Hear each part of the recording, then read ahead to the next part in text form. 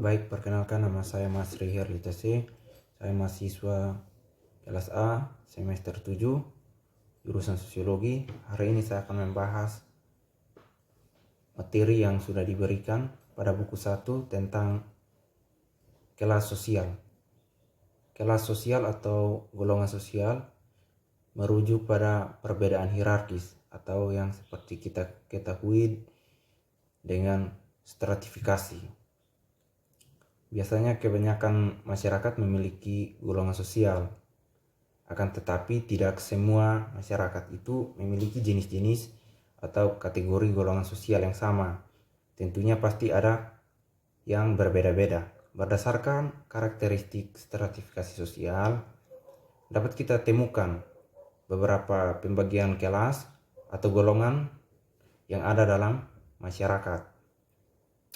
Beberapa masyarakat tradisional atau pemburu, pengumpul makanan, tidak memiliki golongan sosial dan seringkali tidak memiliki kepemimpinan yang tetap.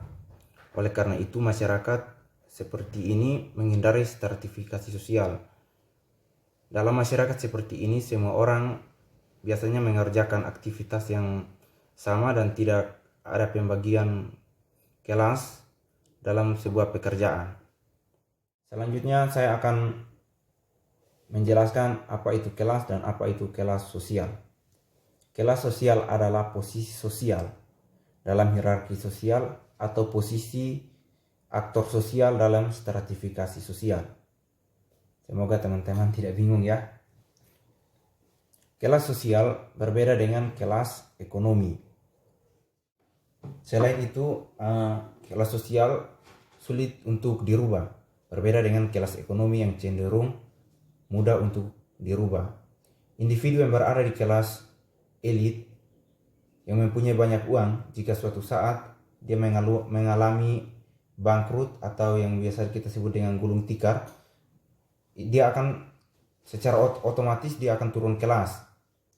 Dan kelas sosial tidak mudah berubah karena bentuk dari proses sosial yang lama.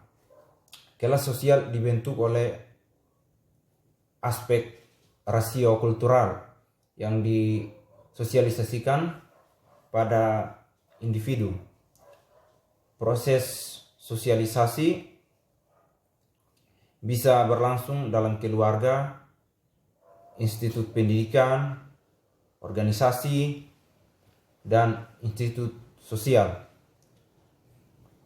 Proses sosialisasi ini membentuk karakteristik individu yang termanifestasi dalam perilaku, pengetahuan, dan gaya hidup. Sampai di sini kita bisa memahami bahwa kelas sosial berhubungan dengan perilaku, pengetahuan, serta memiliki hubungan dengan gaya hidup. Untuk memahami lebih lanjut, kita perlu menuju ke contoh-contohnya. Salah satu contoh yang saya ambil di sini adalah misalnya orang yang cukur rambutnya di bawah pohon. Orang yang cukur rambutnya di bawah pohon bisa menunjukkan siapa dirinya, bahkan berapa pendapatannya. Berbeda dengan orang yang sering potong rambutnya di barbershop atau di pangkas rambut. Berbeda dengan orang yang memotong rambutnya hanya di rumahan dan di bawah pohon. Kita bisa tahu bahwa mungkin pendapatannya itu di bawah rata-rata, sehingga dia lebih memilih untuk menghemat uangnya dan menggunakan jasa potong rambut seadanya. Berbeda dengan orang yang kelas elit. Dia punya banyak uang sehingga untuk potong rambut dia harus pergi ke barbershop atau pangkas rambut, sehingga dari situ kita bisa menilai bahwa dari contoh ini kita bisa tahu bahwa dengan cukur rambut saja bisa membedakan kelas sosial. Selanjutnya saya akan menjelaskan tentang pengertian peranan sosial. Peranan sosial merupakan suatu aspek dinamis dari suatu status atau dari suatu kedudukan. Apabila seseorang melaksanakan hak-hak dan kewajibannya sesuai dengan status yang dimilikinya, maka ia telah menjalankan peranannya itu. Antara kedudukan dan peranan tidak dapat dipisahkan. Tidak ada peranan tanpa ada kedudukan, dan kedudukan tidak berfungsi tanpa ada peranan. Contohnya, dalam rumah tangga tidak ada peranan ayah jika seorang suami tidak mempunyai anak. Yang kedua, seseorang tidak bisa memberikan surat tilang atau tanda bukti pelanggaran kalau dia bukan polisi. Peranan ini merupakan hal yang sangat penting bagi seseorang, karena dengan peranan yang dimiliki seseorang, ia akan dapat mengatur perilaku dirinya dan orang lain. Seseorang dapat memainkan beberapa peranan sekaligus pada saat yang bersama. Seperti seorang ibu yang dapat mempunyai peranan sebagai ibu rumah tangga maupun karyawan kantor sekaligus. Ada 3 cakupan peranan sosial. Peranan yang pertama adalah meliputi norma-norma yang berhubungan dengan posisi atau tempat seseorang dalam masyarakat.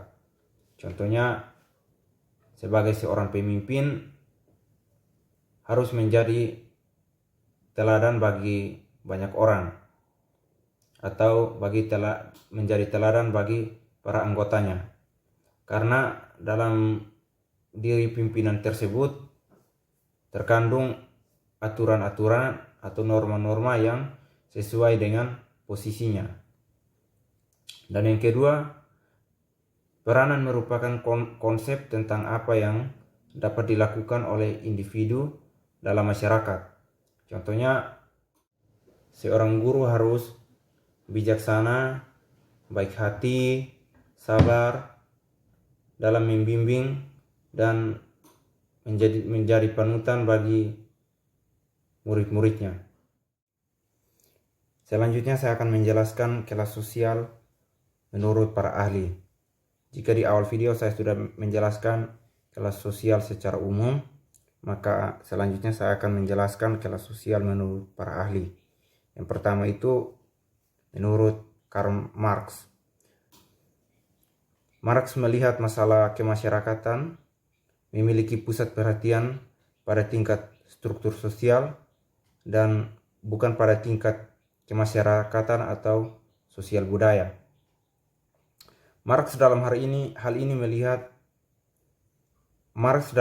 ini lebih memusatkan perhatiannya pada orang yang menyesuaikan diri dengan lingkungan fisiknya atau dengan lingkungan tempat ia berada. Marx juga melihat hubungan-hubungan sosial yang muncul dari penyesuaian ini dan tunduknya aspek-aspek kenyataan sosial dan budaya pada asas ekonomi.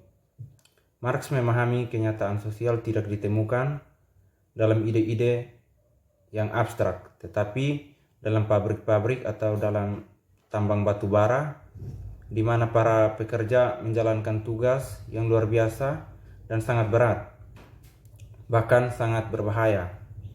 Untuk menghindarkan diri dari kematian ataupun kelaparan, berbagai penderitaan kaum buruh menjadi kenyataan sosial. Teori dari Karl Marx berdasarkan pemikiran bahwa bentuk masyarakat dari dahulu hingga sekarang adalah pertikan antara golongan-golongan yang ada di masyarakat. Menurut pandangan ini, masyarakat mempunyai perbedaan-perbedaan fundamental. Ada 2 kelas yang menjadi perhatian Marx adalah proletar dan bourgeois. Proletar adalah para pekerja yang menjual jasa mereka dan tidak memiliki alat-alat produksi sendiri. Sedangkan kelas borjuis merupakan nama khusus untuk para kapitalis dalam ekonomi modern. Mereka memiliki alat-alat produksi dan mempekerjakan para pekerja dari kaum proletar.